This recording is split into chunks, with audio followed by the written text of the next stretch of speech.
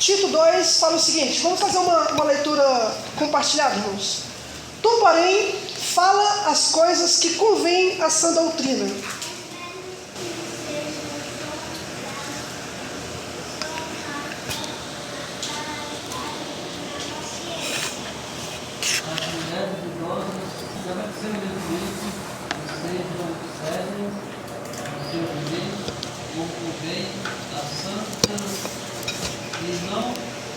Caluniadores, e não dada a muitos vinhos, mescla de bem.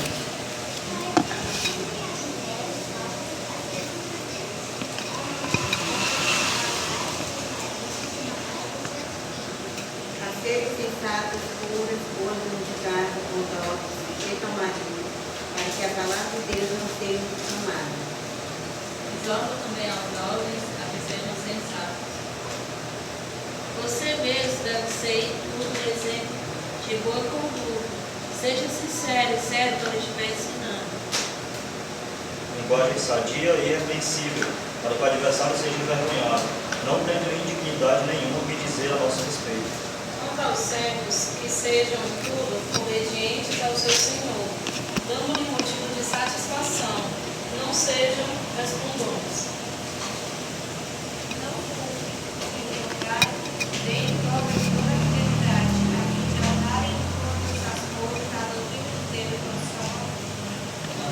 Amém.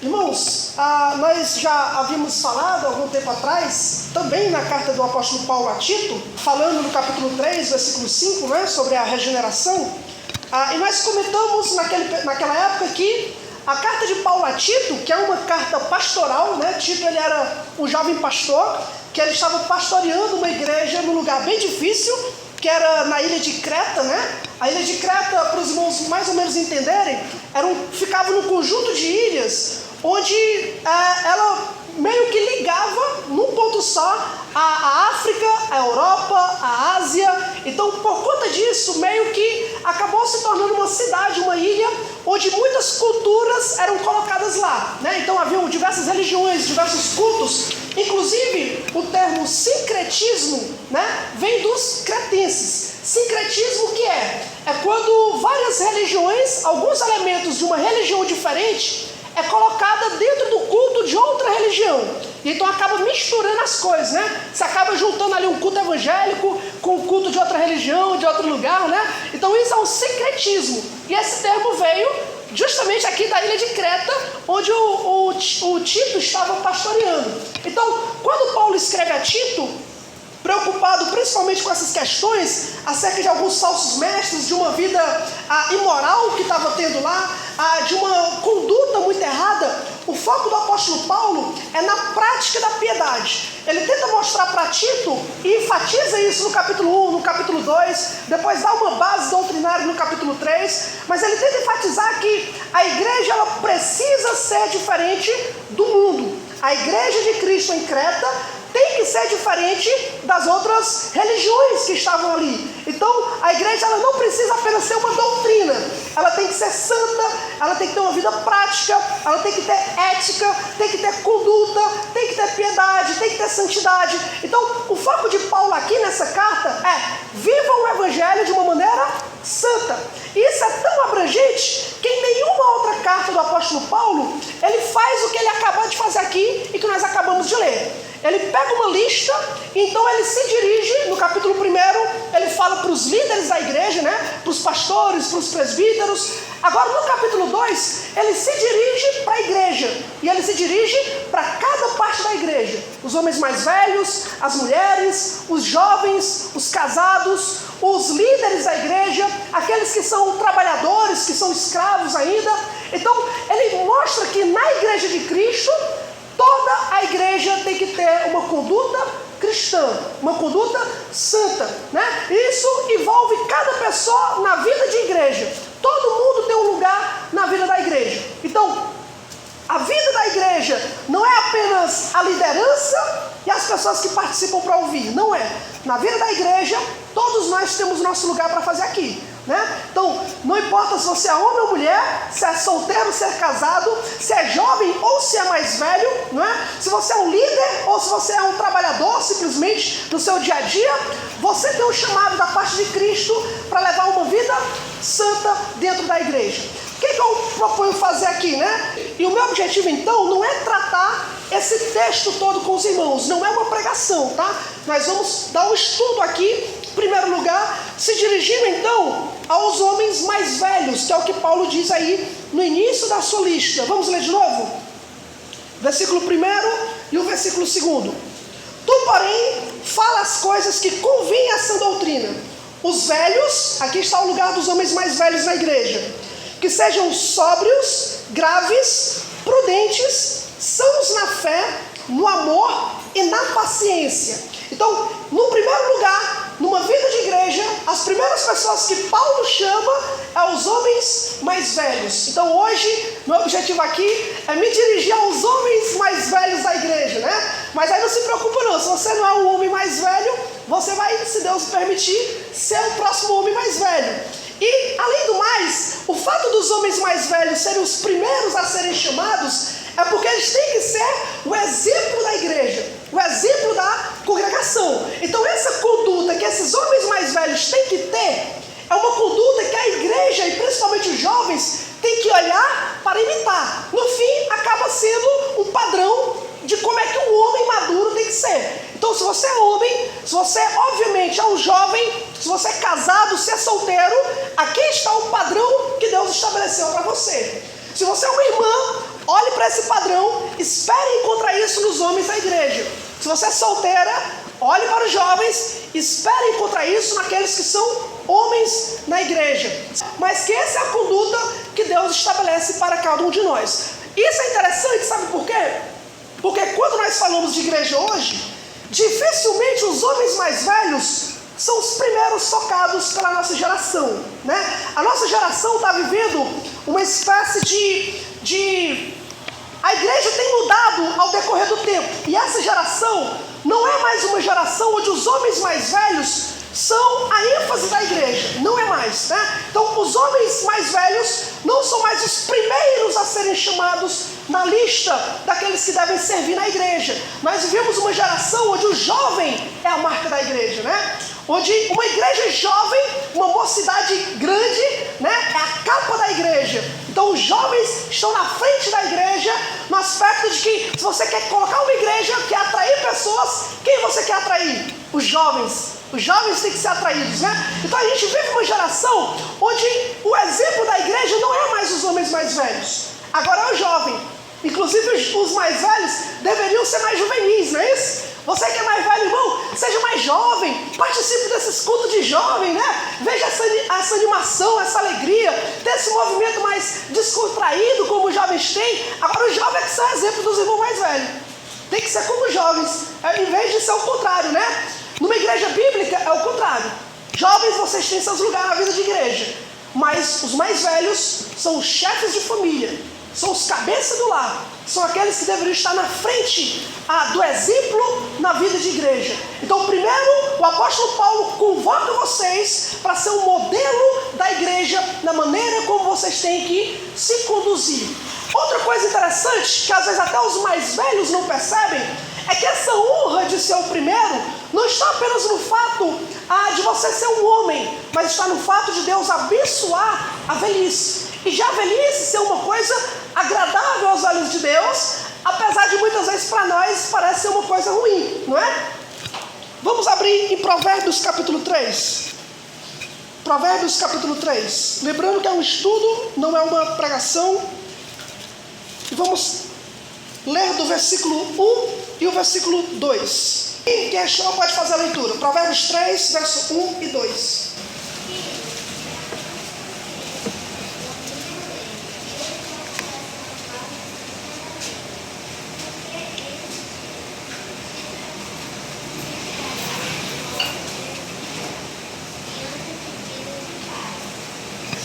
Olha aí, obedeça os mandamentos. Para quê? Para que você prolongue os seus dias sobre a terra. Desde o Velho Testamento, a velhice sempre foi tratada por Deus como uma bênção que Ele dá. Já na aliança com Abraão, em Gênesis capítulo 15, Deus disse para Abraão que ele ia abençoar os seus dias e ele ia morrer farto de dias. Gênesis capítulo 25, a Bíblia diz que Deus abençoou Abraão e ele morreu tranquilo, farto de dias. Quando Paulo queria colocar mais autoridade, ou quando João queria se dirigir em uma das suas cartas de uma maneira respeitável, eles diziam: João, o ancião, Paulo, o velho. Eles não tinham vergonha, pelo contrário, acrescentar isso era um sinal de autoridade para eles, não de se envergonhar.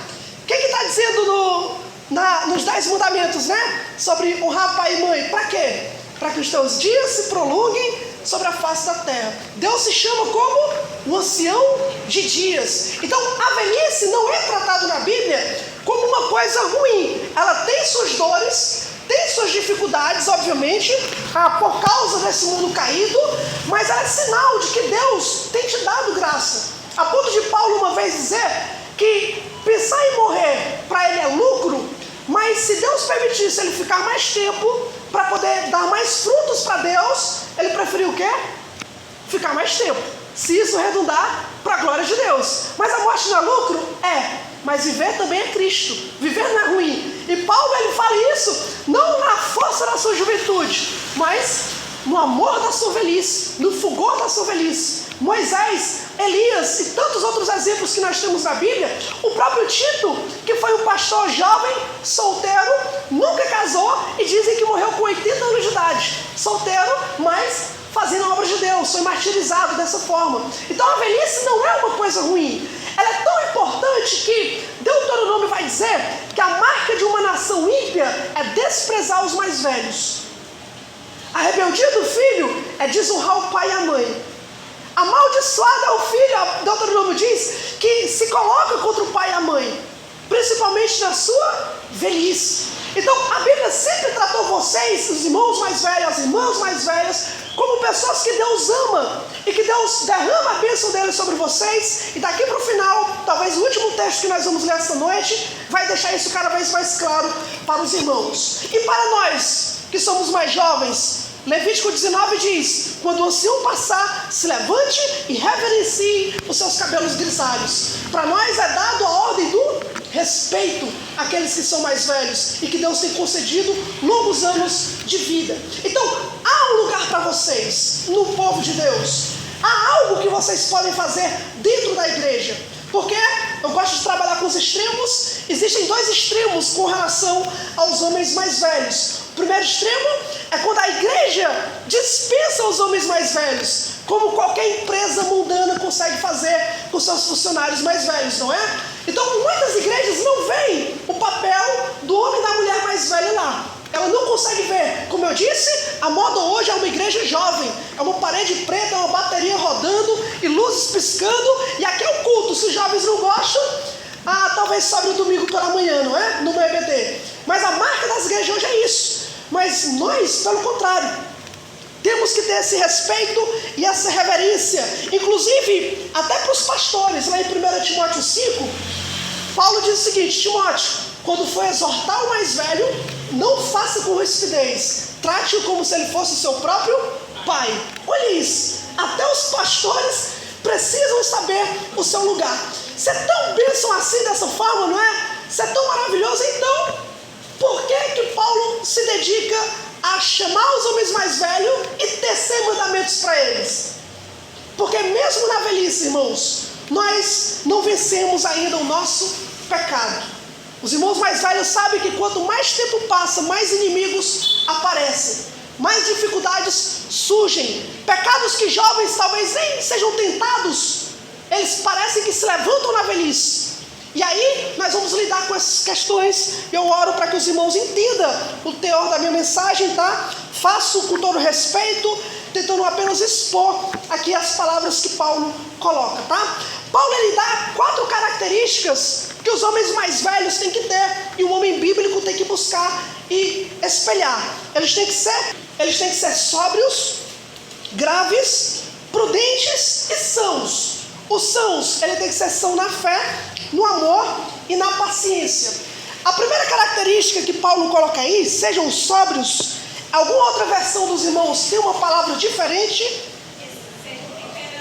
sejam temperantes. Essa palavra no original, por incrível que pareça, ela se opõe a não sejam cheios de vinho, ou não vos embriagueis. O sóbrio aqui tem a ver com vocês não se embriagarem, tá? Então essa palavra no original literalmente fala sobre embriaguez, o que é muito estranho, considerando que essa é a primeira característica que Paulo coloca para os homens mais velhos, para que eles sejam sóbrios, para que eles sejam temperantes, não dados a embriaguez. Na ilha de Creta, isso era uma coisa muito comum. As pessoas mais velhas, já não trabalhando, sendo sustentadas de alguma forma pelos filhos, elas entregavam-se às bebedices, às brincadeiras, às coisas erradas, para curtir o resto da sua vida, sem preocupação. E Paulo diz, vocês que são homens mais velhos na igreja, não devem ser dados a vinho. Vocês têm que ser sóbrios. Essa ideia de ser sóbrio aqui, é que vocês não sejam exagerados, não percam o controle da maneira como você vive. Você tem que ser temperante, não dado à intemperança. E isso pode ser aplicado dessa forma, mas graças aos tempos que nós estamos vivendo, isso pode ser aplicado literalmente ao vinho, tá? Durante muito tempo aqui na igreja brasileira, embriaguez era uma coisa que não fazia parte, né, da igreja. Mas hoje, com uma teologia mudada, se é que eu posso falar dessa forma, com mais permissão, a gente ouve falar de muitas pessoas se entregando, infelizmente, à embriaguez. E é lamentável, talvez os irmãos nunca ouviram falar nisso, mas em uma cidade aqui, não sei se é do Ceará mesmo, teve uma festa de casamento da igreja e tudo mais, e os líderes da igreja se embriagaram de fato, né? Nessa festa, e saíram fazendo trenzinho no meio da festividade e da festa inteira da igreja, só os líderes, permitindo cerveja, permitindo bebida, né? Só os líderes se embriagaram.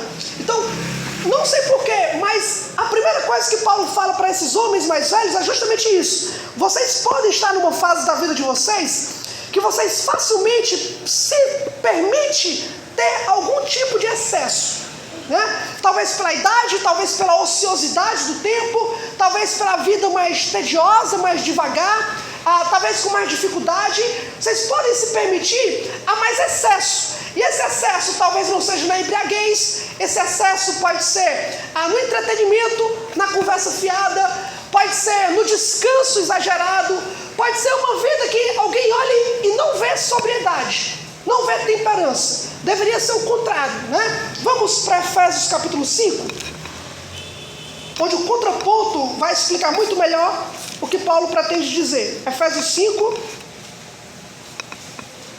versículo 18 e 19. Os irmãos que acharam, pode ler. Não vos embriagueis com vinho, no qual há dissolução, mas enchei-vos do Espírito, falando entre vós com salmos, entoando e louvando no coração ao Senhor com hinos e cânticos espirituais. O oposto de se embriagar com vinho, ou seja, a conduta sóbria que se espera de vocês, é que vocês sejam cheios, mas não de vinho, não desses excessos, mas do Espírito Santo. E melhor, aonde? Na vida de igreja. Na vida de igreja. A vida de igreja é o local onde vocês deveriam estar. E aí vem o outro extremo que eu falei. O primeiro extremo é igrejas que deixam os mais velhos de lado. O outro extremo são os mais velhos que se omitem da vida de igreja. São os mais velhos que, por conta da idade ou por conta dos excessos de fato, eles não querem mais se envolver com a igreja. Eles não querem mais participar de uma vida ativa na igreja. Alguns, e eu já encontrei alguns desses irmãos mais velhos, falam que já fizeram muito pelo reino de Deus, né? Já trabalharam muito. Eles não querem saber de aconselhar os mais jovens, não querem saber de exortar se está tendo algum problema na igreja, se vai ter alguma reunião para resolver problema, eles não querem participar. Eles se omitem da vida da igreja.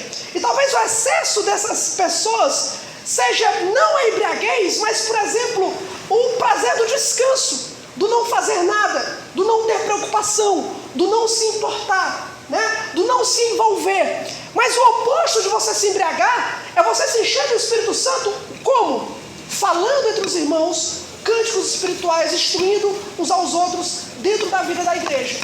Eu sei que com a idade a gente necessita de mais descanso. Não é que a gente deseja, a gente necessita, né? Eu me lembro do John Wesley. O John Wesley, ele dizia que lamentava que com 86 anos de idade ele não conseguia acordar mais 5h30 da manhã. 86 anos de idade, ele não conseguia acordar mais 5h30 como ele gostava de acordar. O Paul Washer, né, que é mais recente, ele fala que ele chegou numa fase da vida dele que ele não consegue acordar mais 4h30 da manhã. Está muito debilitado, ele acorda e não consegue se levantar 4h30 da manhã. Já está ficando velho, né? Então, existe, claro, essa necessidade. Mas, será que existe uma necessidade tão grande assim, a ponto de você não querer se envolver com a igreja de fato? Será que o problema não seria outro? Seria não querer participar, não aconselhar, não se envolver de uma forma pecaminosa e não porque você precisa não se envolver? Deu para entender? Então, seja sóbrio.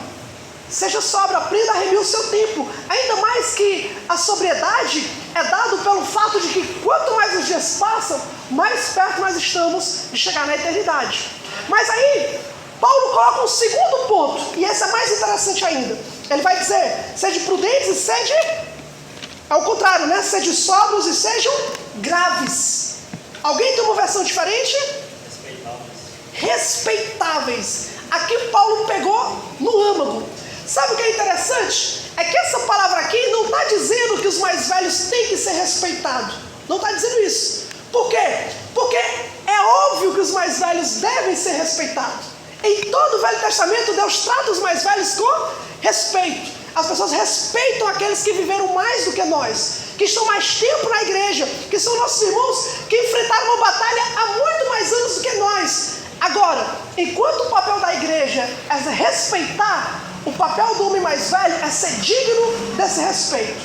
É você ter um comportamento que você mereça ser respeitado. Não porque você vive mais tempo que os outros, mas porque você tem uma conduta cristã. Outro problema que traz, e que isso não é problema dos jovens, pelo contrário, Paulo disse para Timóteo, né? Timóteo, que ninguém despreze a tua mocidade, mas ser o exemplo dos fiéis. Ou seja, o jovem ninguém respeita, né? Mas Timóteo é só um jovem, as pessoas geralmente não tendem a respeitar. Mas os mais velhos, vocês já ganharam isso. O Senhor já concedeu isso a vocês. Vocês são dignos de serem respeitados. Agora, isso não é licença, e um pecador lá fora ama isso, de que o mundo, o tempo que ele tem de vida, concede a ele liberdade para pecar, liberdade para ser inconveniente, liberdade para ser irado de uma hora para outra, né? Liberdade para ser impaciente. Por quê? Porque ele é mais velho. É aquele que está todo mundo conversando, e então, seja numa reunião, alguém que não tem conduta, um homem mais velho que não tem conduta, que não tem moderação, que não tem o que falar, e aí numa reunião séria, ele se levanta para falar. Todo mundo sabe que ele não tem conduta, mas aí todo mundo se cala. Por quê? Só porque ele é mais velho. E aí o pessoal se cala fazendo careta, né? Mas se cala porque ele é mais velho. Esses irmãos, que a conduta que vocês tenham seja digna de respeito. Vocês não devem ser respeitados só pela idade. Isso nós já vamos conceder, porque isso é um papel e uma ordenança de Deus. Mas vocês devem ser dignos desse tipo de respeito. Digno de a razão de você ser mais velho não lhe dá o direito de ser ríspido com os mais novos. Sabe aquele homem mais velho que está educando talvez um adolescente de 14, 15 anos, que ele faz uma coisa errada e aí ele age com a maior liberdade para ser ríspido, arrogante? Falar com autoridade não é falar com arrogância. Falar com autoridade não é falar com rispidez. É duas coisas totalmente diferentes. Porque Moisés era um homem de autoridade, mas Moisés, a Bíblia diz, era o homem mais manso da terra. Está lá em Números. O homem de mais de 80 anos como Moisés, com autoridade como Moisés. E aí, olha a razão das pessoas falarem dele. Não pela idade, 80, 90, 120 anos, mas pela conduta, pelas obras, pelo respeito, pela maneira como ele se conduzia. As pessoas respeitavam por causa do seu testemunho, que era digno de ser respeitado.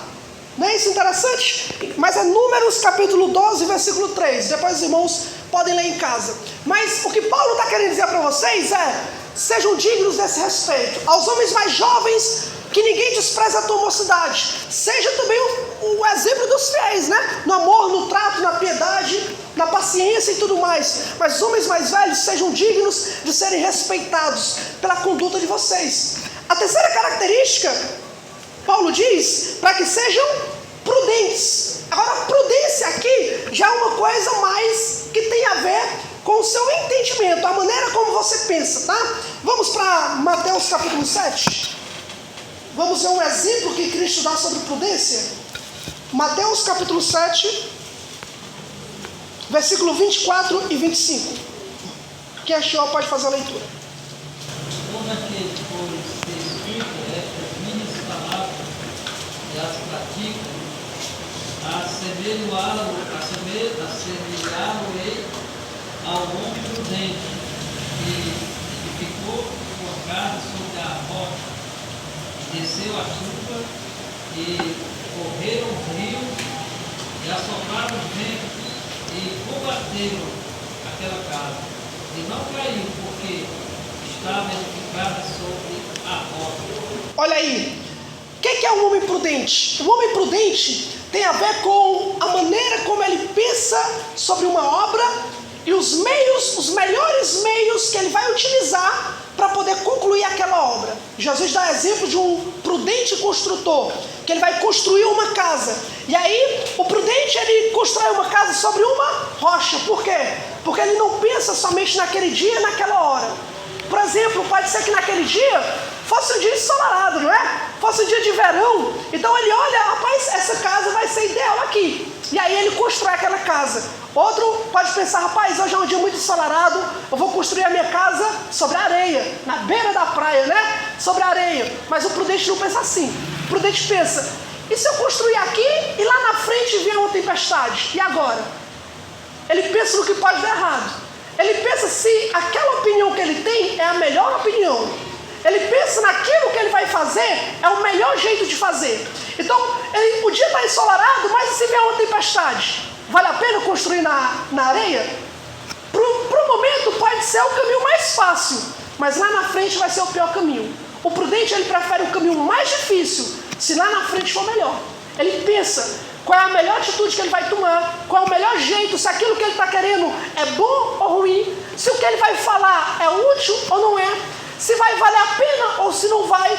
Ele pensa, por quê? Porque a prudência tem a ver com a gente meditar antes de falar, planejar antes de fazer. Esse é alguém prudente. E os homens mais velhos são chamados a isso. Vocês, diante da igreja, vocês têm que ser os homens prudentes.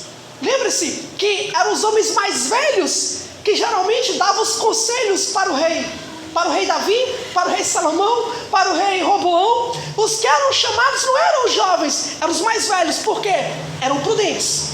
Eram homens que pensavam bem naquilo que eles iam fazer. Então a prudência tem que ser marca de um homem que é um homem mais velho. Eles têm que ser conhecidos não pela imprudência, né? Não por agirem errado, não por agirem sem pensar, não por falar errado. Pelo contrário, a marca deles é o oposto. Eles têm que ser homens que você procure eles para isso, porque são homens prudentes. São pessoas que vale a pena pedir um conselho. São pessoas que são exemplo do que é ser prudente. Em quarto lugar, para a gente encerrar, Paulo diz que os homens mais velhos têm que ser sãos. Ou seja, eles não... O ser são é tal o oposto de ser fraco, de ser doente. Eles precisam ser sadios. Eles precisam ser pessoas que não são doentes no aspecto de fracas na vida espiritual. Pessoas inconstantes na vida espiritual.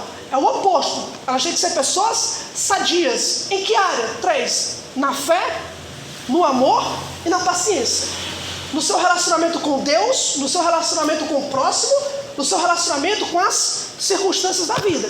Na maneira como eles creem na Bíblia, na maneira como eles praticam a Bíblia, na maneira como eles lidam com a circunstância. Eles têm que ser sadios nessas 3 áreas. Primeiro, ser são na fé. Paulo ele usa essa expressão só mais uma vez em todo o Novo Testamento e está em Tito também. Tito capítulo 1, versículos de número 13. Quem achou pode ler. Tito 1, 13.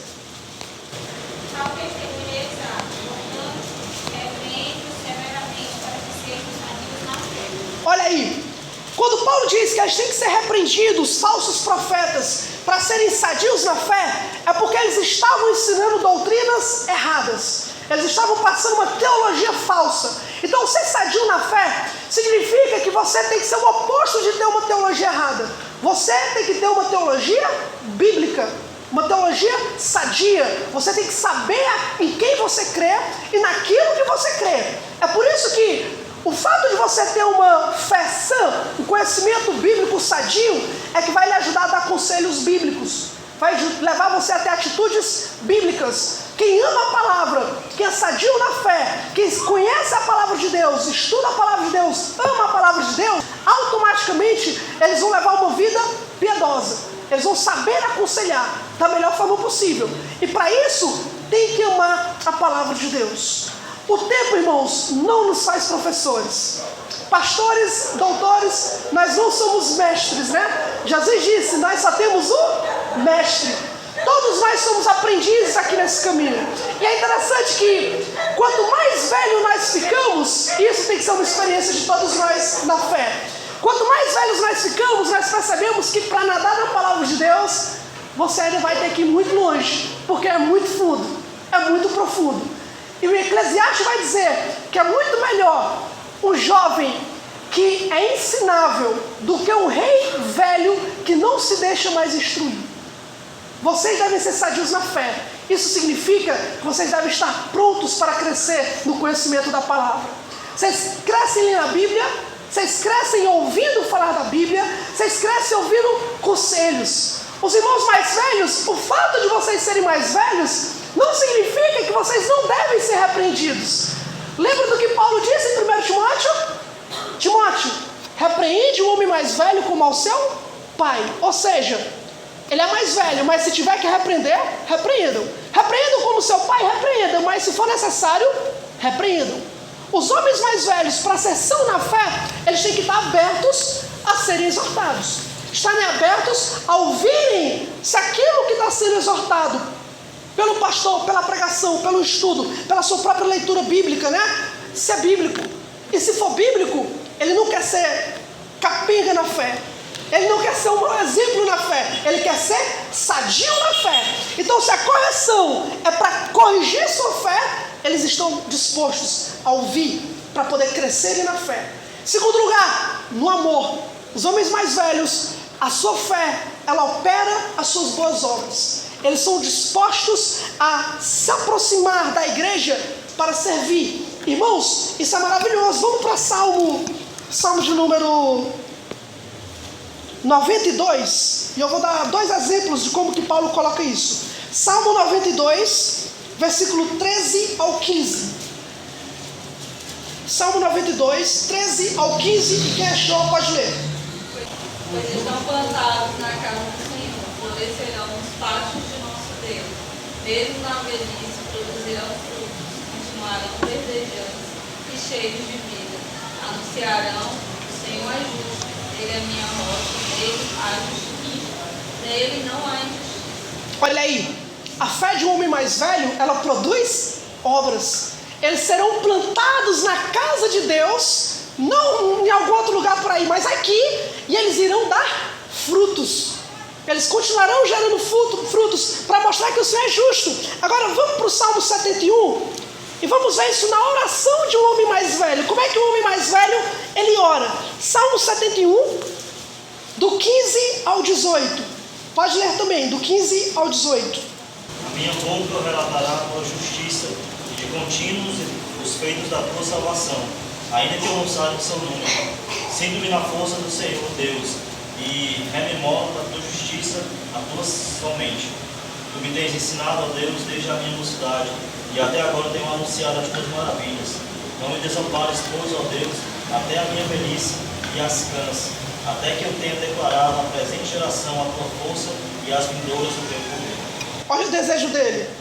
Ele serve ao Senhor desde a sua mocidade. Ele ora: Senhor, não me desampares, porque na minha velhice eu ainda quero ensinar a próxima geração a confiar em Ti, a crer no Seu poder, nos Seus feitos. Os homens mais velhos, irmãos, deveriam se engajar no aconselhamento da palavra de Deus. Existem coisas que nós jovens, eu recém-casado não, né? Já vou para os 6 anos aí. Mas existem problemas que eu passo que provavelmente você já passou e saberia me dar um bom conselho. Existem dificuldades que nós passamos, não importa se você envelheceu na igreja ou se você foi convertido na igreja, o que importa é que a sua velhice lhe concede uma experiência que os jovens não têm. Lembro de um rapaz lá no São Francisco do Jordão, um senhor de idade, ele se converteu com uns 70 anos de idade, né? Quase 70 anos por aí. E uma das coisas que ele fala, nada no mundo que ele procurou durante todos esses anos preencheu o coração dele como Jesus, nada. E os jovens que nasceram na igreja não sabem disso. Querem correr para o mundo, acham que vão encontrar satisfação no mundo. O mundo brilha demais, é atrativo, pisca, tem tanta música, tanta coisa. Eis um homem mais velho que poderia colocar diante deles e dizer, isso aí tudo eu vivi por 70 anos, nada me preencheu. Homens mais velhos, vocês podem ser usados por Deus na igreja, na área do aconselhamento, na área do ensino. De poder falar, não digo no sentido de pregação. Tito 2 não é pregação. Tito 2 é conversa informal dentro da igreja, para poder ensinar. Não se afaste dos mais velhos, não dos mais novos, não se afaste dos adolescentes. Vocês vão ensinar a próxima geração a conhecer a Deus é por meio do aconselhamento. Há pecados que a gente combate que vocês já venceram. Há lugares que a gente quer ir que vocês já passaram. Quem vai saber lidar melhor com isso são vocês. E nós respeitamos isso e queremos que vocês tomem posição, nos ensinem, nos auxiliem, conversem conosco, procurem um problema e nos ajudem a solucionar. Às vezes nós somos tímidos, não vamos sair por aí falando, mas a Bíblia diz que o homem sábio consegue arrancar do fundo do poço a água que está lá dentro. Isso está lá em Provérbios, né? No sentido de que o homem sábio, ele sabe cavar o coração de alguém para tentar puxar o que está acontecendo. Mas vocês podem ser usados por Deus aqui, na casa do Senhor. E por fim, sãos na paciência. Não sei se isso acontece na igreja, mas no mundo, uma coisa que os homens mais velhos parece que não tem é isso, né? É paciência, né? São rabugentos, são mais ignorantes, são mais arrogantes. A maioria desses memes de Instagram aí, que o pessoal coloca, são que os homens mais velhos são mais duros mesmo, né? Ele fala na lata. Irmãos, sejam sãos na paciência. Vocês foram salvos por Cristo, né? Então o Senhor vai lhe ajudar pela palavra a serem pacientes com a situação. É claro que os dias de mais descanso, no aspecto de mais vigor, mais força, passou. Mas o Senhor pode produzir você ainda de uma forma que você cresça ainda mais a imagem dele, em paciência. E eu vou para o último texto da noite, e eu quero terminar aqui. Isaías capítulo 46. Isaías capítulo 46, versículo 3 e 4, e esse texto eu vou fazer a leitura. Escute-me, ó casa de Jacó, e todo o remanescente da casa de Israel, os quais são carregados por mim desde o ventre, que são levados desde o útero, e até a vossa velhice, eu serei o mesmo, e até os cabelos brancos eu vos carregarei. Eu tenho feito e eu irei levar, eu carregarei e vos livrarei. Que Deus promete aqui para vocês, irmãos, que são mais velhos, para que vocês sejam pacientes na velhice. Talvez você se doa por não se entregarem tão forte como gostariam, não tem mais o mesmo vigor, a mesma força. Talvez você se pegue pensando, se fosse mais jovem, né? Teria feito tanto mais, mas houve muita mudança com o tempo. Você mudou com o tempo. Você de fato passa por maiores problemas, por maiores dificuldades, não se entrega como gostaria de se entregar, mas uma coisa Deus fala para vocês: vocês mudaram, mas o Senhor não muda.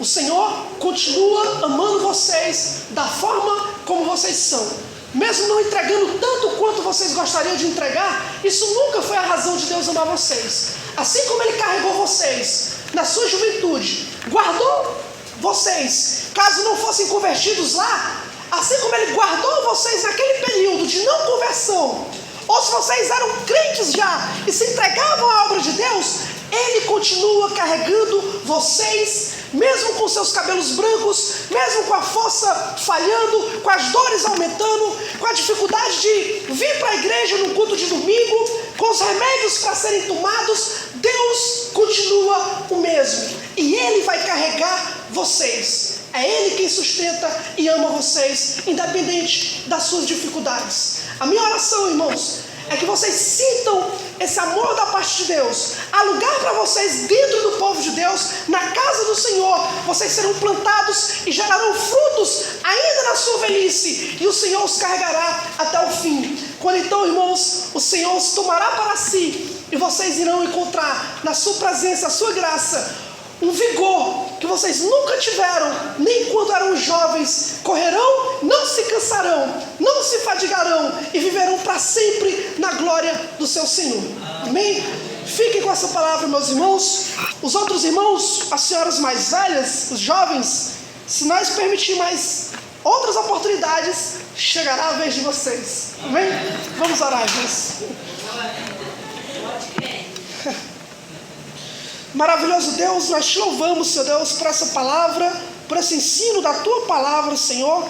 Oro para que o Senhor não permita, Pai, que pensamentos errados roubem a semente que foi lançada no coração dos nossos irmãos. Pelo contrário, Pai, como diz a tua promessa, pelo teu Espírito Santo que age em todos nós, Senhor Deus, que o Senhor possa fortalecer a fé dos nossos irmãos, possa conduzi-los a uma vida ativa na tua igreja, colocá-los para ter um zelo cada vez maior na palavra, no amor, na paciência, de forma que eles reflitam o Senhor como um ancião de dias. Pai, se essa velhice, Senhor Deus, se dias mais prolongados para nós são bênçãos da tua mão, Pai, nos ajuda a ter o prazer de experimentar, provar e ver que o Senhor é bom. Pai, abençoa o teu povo, a tua igreja, que o Senhor seja agradecido. É o que nós choramos em nome de Cristo. Amém e amém.